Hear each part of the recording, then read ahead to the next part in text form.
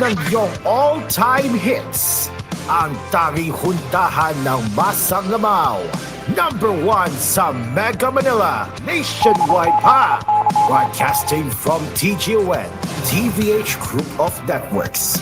Dito lang sa inyong iisang himpilan. Cool FM. You are listening to Cool FM. Live from Cool Studios. This is koolNews at 4.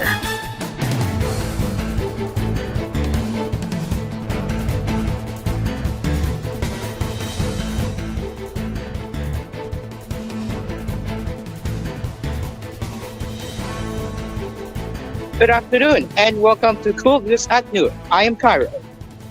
Let's get into the headlines.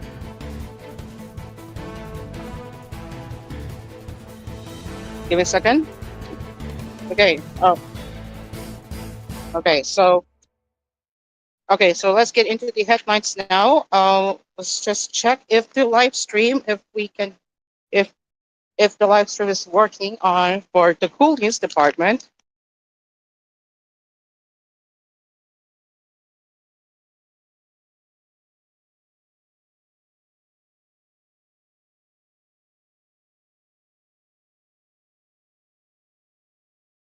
Just give me a second before we start with this hour's headlines.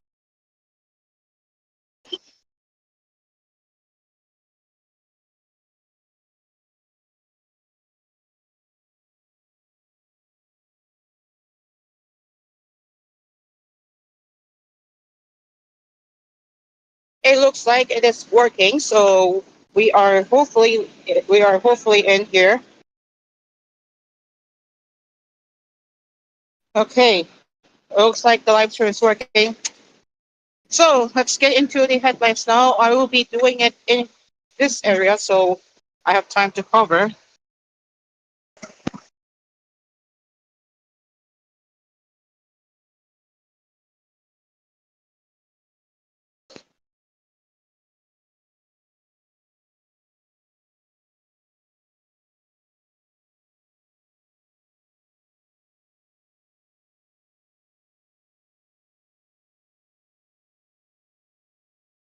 Starting with the West Philippine Sea, China on Wednesday carried out on-combat patrol to test strike capabilities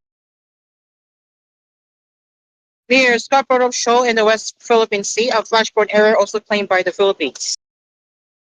Beijing has continued to press its claims to almost the entire South China Sea despite an international tribunal ruling that its assertion has no legal basis. Scarborough Shoal is 200. Wait, we're gonna conduct that one. On Wednesday, the Chinese military's Swordon Theater comments that it had organized a joint combat patrol in the sea and airspace near the area. The manifestors tested the reconnaissance and early warning, rapid mobility, and joint strike capabilities of theater troops, Beijing said. China has long used its Coast Guard to press its claims in the South China Sea. And while the Chinese military have been deployed near the Scarborough Shoal in the past, one analyst told AFP Wednesday's action showed that they were becoming more aggressive and forceful. It's meant to intimidate a Pontong Bagao, director of the Manila-based Institute for Maritime Affairs and Law of the Sea, said. It's definitely meant to send a message, show of force, he added. There has been a series of escalating confrontations between Chinese and Philippine vessels in the South China Sea in recent months, including an around offshore ship grounded 4 years by Manila on the contested Second Harbor Shoal in the Spratly Islands. One of the most serious incidents took place in June when Chinese sailors brandishing weapons, including knives and an axe, boarded Philippine naval vessels near this project.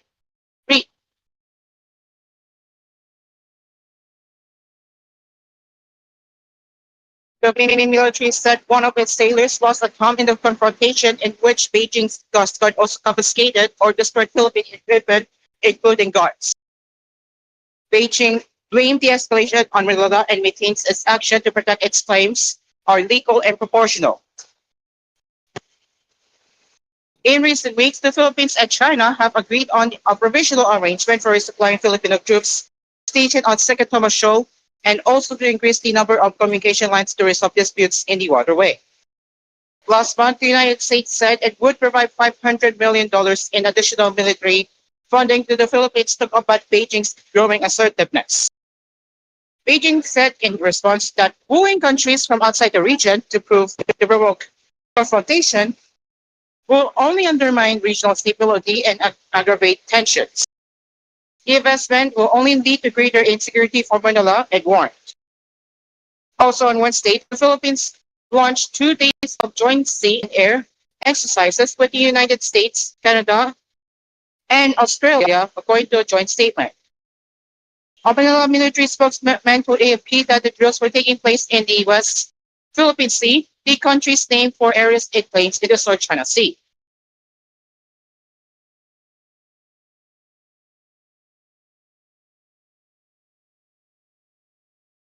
Oh, hold up one moment. Just gonna go connect my VPN, my phone real quick. That's why it's lagging on my phone.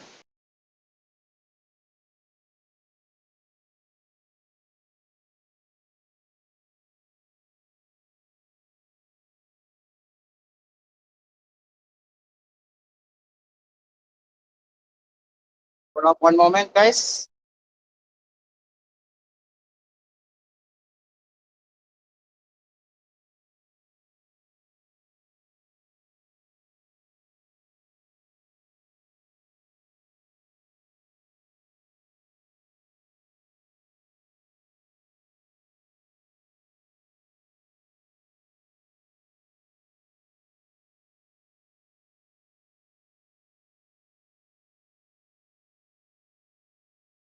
Okay, hopefully that will do it. Let's continue now.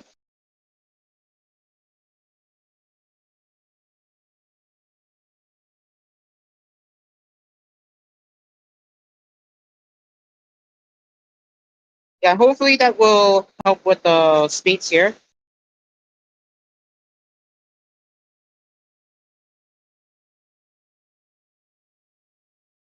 Okay, continuing our headlines. Chairpersons of the four House of Representatives committees tasked with jointly prompting the correlation between illegal activities in Philippine offshore gaming operators forego the illegal drug trade and human rights violations have maintained that investigations are not fueled by politics. In the press briefing on Wednesday, Surigao del Norte Second District Representative Robert A. Sparpers, Santa Rosa City Representative Dan Fernandez, Abang Lingkod Party List, Representative Joseph Stephen Paduano, Manila 6th District Representative Bienvenido Ampante, and N5 Bold 2nd District Representative Romel Alcop dispelled notions that the court committee was formed to target the Dutertes, noting that they just wanted to resolve issues. The lawmakers said this after being tasked if they are trying to avoid political repercussions by not summoning former President Rodrigo Duterte, who some sectors point to as the person responsible for the growth of bogos and human rights violations in the drug war. We are not into that business to engage in the political scuffle. No, we're not. We're here to do our job.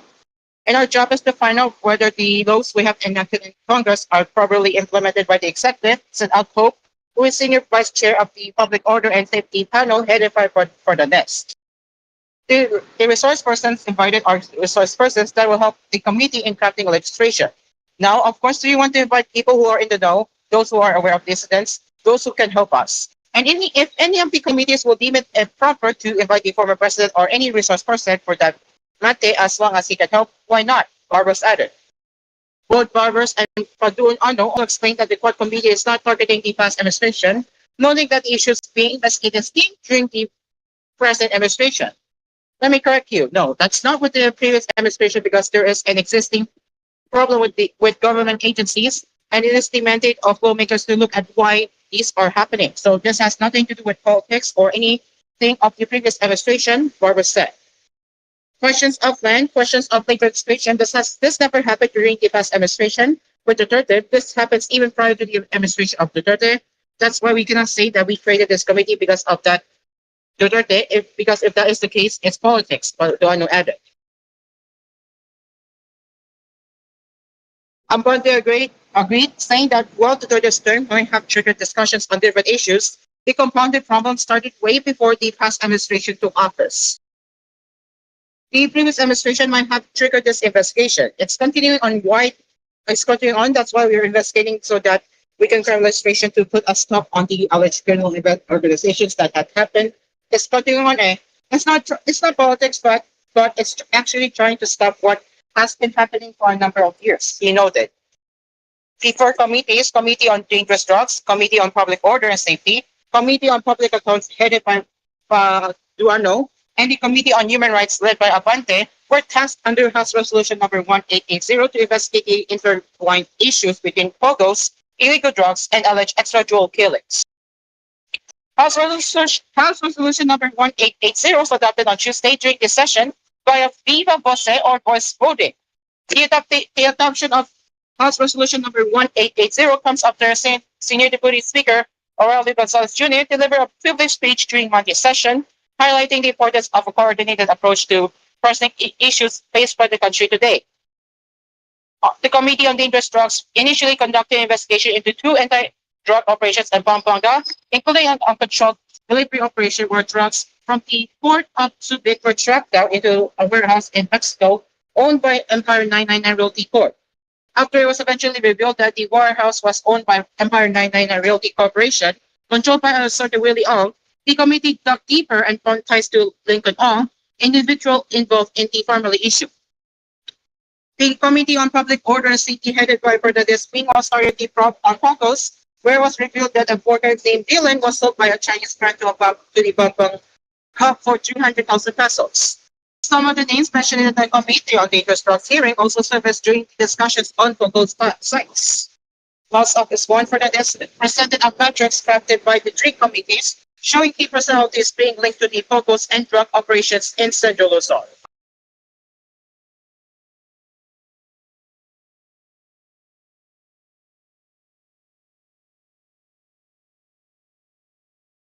Guys? Oh, okay. That's weird.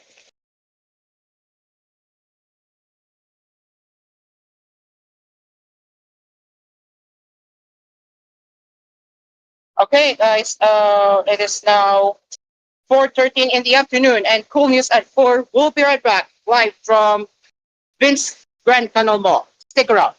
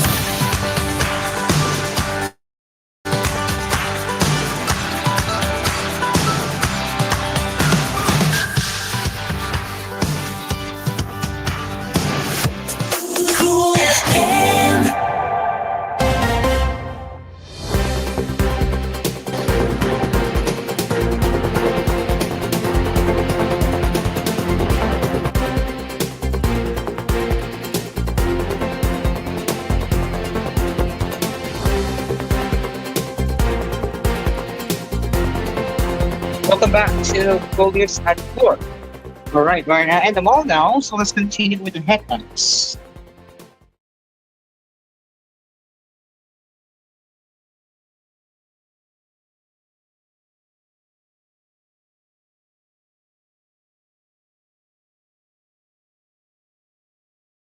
House okay, sorry. Resolutions congratulating gymnast Carlos for his double gold win at the 2024 Paris Olympics were consolidated and adopted by the House of Representatives on Wednesday. During the session, the resolutions were consolidated with House Resolution number 1864, which was and altered by Speaker Ferdinand Martin Romeo Aldes, Senior Deputy Speaker Aurelio Gonzalez Jr., Deputy Speaker David Suarez, Majority Leader Manuel Jos Dalipe, Minority Leader Carcelino, uh, Lipanan, Senior Deputy Majority Leader Ferdinand Alexander Marcos, and Tignong Party List Representative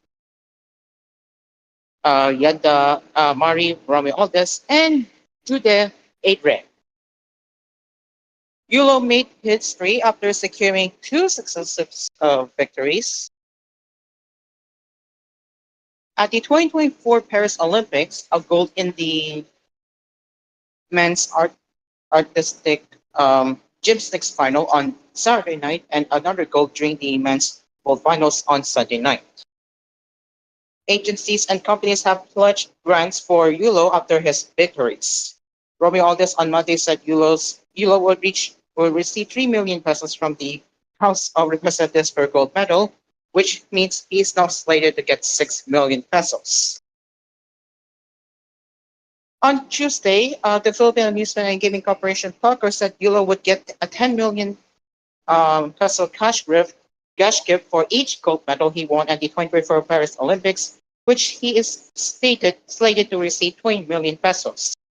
The coaches and trainers of all gold medals winners in the 2024 Paris Olympics will get a 5 million pesos incentive per medal, which means Yulo's coach and trainer will get a total cash gift of 10 million pesos.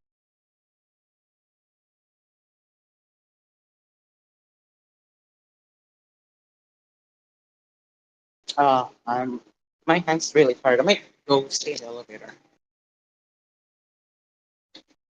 A second. Here we go.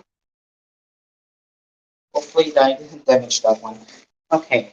Now let's continue here. Where are we gonna start? Where are we going to do the last few here? Okay.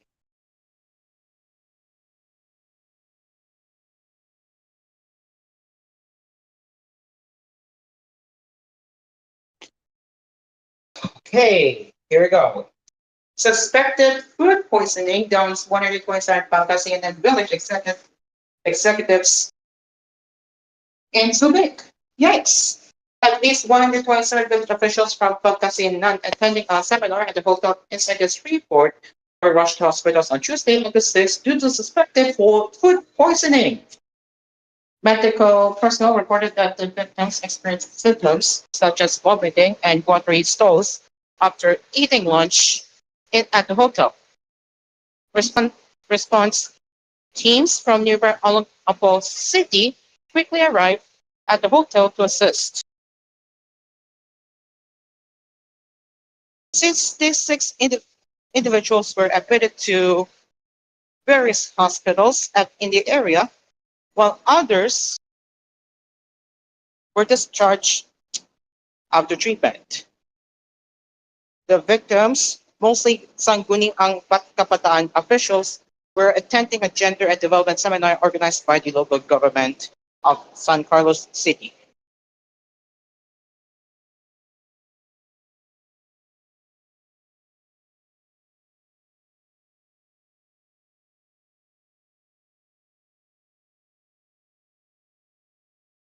I need to find a safe place there. Okay. Oh,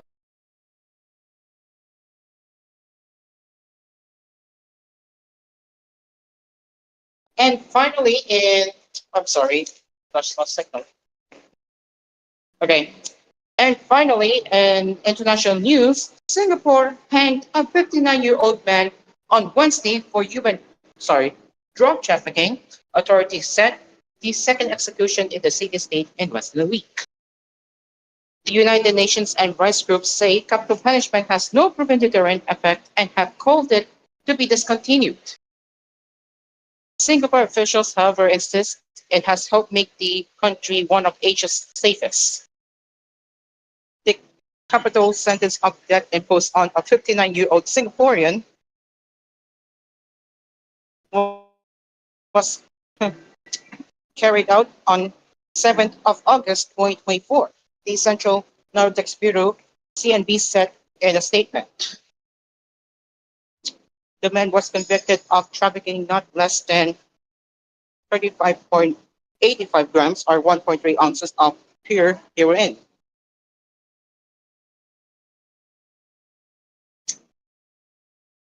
Trafficking more than 15 grams of heroin merits the death penalty under Singapore's tough drug laws.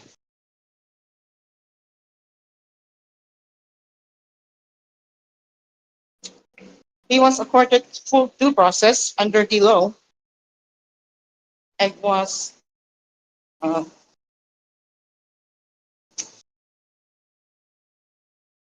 represented by legal counsel throughout the process. The CNP said he appealed against his conviction and sentence, and the Court of Appeal dismissed his appeal on 11 May 2022. His petition to the President for clemency was unsuccessful. No further details were provided.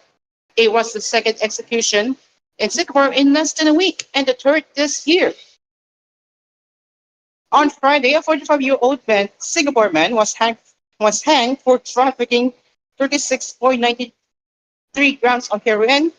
In February, a 35-year-old Bangladeshi man, Abba Salim, was sent to the gallows for the murder of his former fiancée in Singapore. Wednesday's execution brings to 19 the number of people hanged since Singapore resumed carrying out death sentences in March 2022, according to an AFP tally. Singapore had held hangings for 2 years during the COVID-19 pandemic. Whew, tough one to do here again, no? And that is it for koolNews at 4. As always, you can get in touch with us at tvh.philippines.news@gmail.com. And we will be back with more headlines hopefully later at 6 o'clock in the evening and koolNews prime time at 9. Until then, I am Caro. Good afternoon.